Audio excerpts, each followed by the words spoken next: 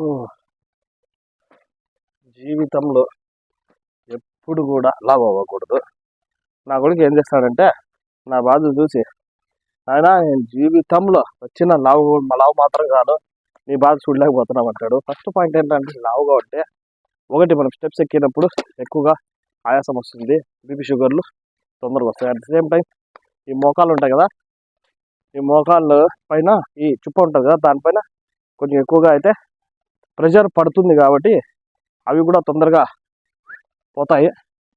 అందుకే జీవితంలో ఎప్పుడు లావు కాకూడదు. మన పెద్దలు మనకి చెప్పలా ఇవన్నీ. ఇప్పుడంటే నా కొడుకు రానా ఇది బీపీ, ఇది షుగర్, ఇది ఇట్లా వస్తుంది, అది అట్లా వస్తుంది, ఇట్లా చేయాలి, అది అట్లా చేయాలి అని చెప్తుంటాం.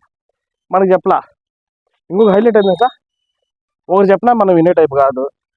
నేను అన్న అది వద్దు ఇది వద్దంటే పోరా మాకు తెలుసులే కానీ అంటాము. అందుకే ఇప్పుడు అనుభవిస్తున్నాము.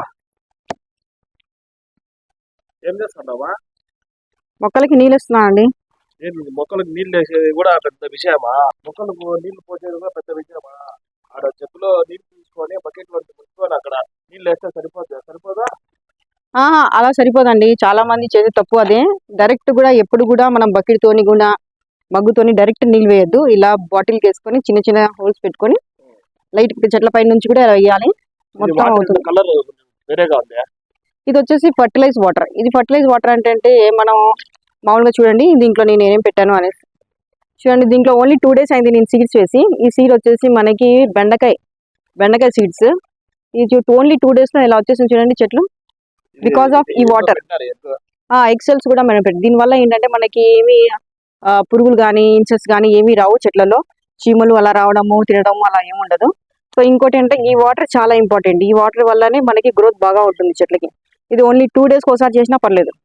డైలీ వాటర్ వేసేసి 2 days ఒకసారి మనము ఫ్రూట్స్ వెజిటేబుల్స్ అన్ని కూడా కట్ చేసి పడేయకుండా, డస్ట్బిన్లో పడేయకుండా అది ఓవర్ నైట్ సోక్ చేయండి చాలు.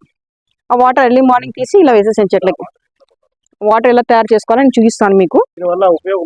ఇంకోటి ఏంటంటే ఈ మట్టిలో నేను ఏమి కూడా మిక్స్ చేయలేదు, ఏ మెడిసిన్ మిక్స్ చేయలేదు, ఏ ఎరువు మిక్స్ చేయలేదు, ఏమి మిక్స్ చేయలేదు. Only plain మట్టినే.